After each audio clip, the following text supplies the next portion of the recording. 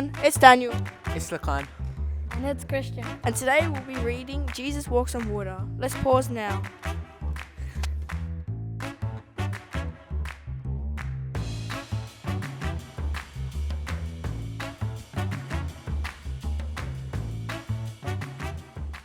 Jesus walked on water. That is incredible. That is insane. Think about this. Jesus walked on water. You and I know the composition of water. It is impossible for anybody to walk on water. But Jesus, because he is God, and you're probably getting sick of me reminding you this, but because Jesus is God, he has supernatural powers to do miracles and to do things that you and I and no normal human being can do. And in this particular story, you'll remember a few episodes ago I mentioned that many of Jesus' close students, many of his closest followers, were fishermen. And as fishermen do, they went out early in the wee hours of the morning, and often they would camp out overnight on their boat in order to be able to fish and to cast their nets early in the morning. So that's what's happening in this story. Jesus' followers are on the boat, they're on their shipping vessel, ready for the next day of fishing.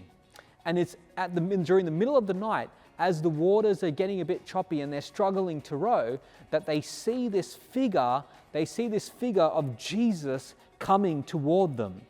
And at the start, they think that Jesus is a ghost. But as he comes closer to them, Jesus says to them, "Don't be afraid. Take courage. I am here."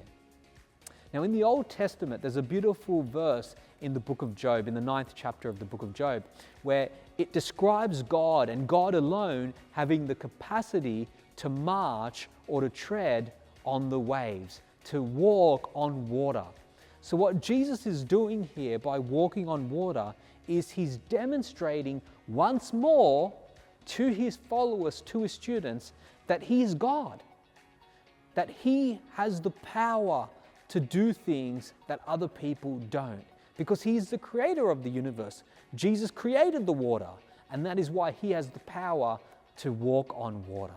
So the takeaway, the lasting takeaway that I want you to leave today knowing, if you haven't gotten it by now, please teenagers, don't turn off this video before it registers in your mind. Jesus is God. Jesus is your God. Jesus is my God. He is the creator of the universe. Everything we see, the planets around us, the land, the trees, the sun, the sky, Jesus created. And Jesus came into this world, the Creator came into this world in order to take the punishment for your sins and my sins. But then he came back from the dead. This is the good news that we're reading today. So I hope you were blessed and encouraged by today's reading in the famous story of Jesus walking on water. And let's now go into our 7 minutes of prayer. And I'll encourage you, don't try this at home. Don't try walking on water at home.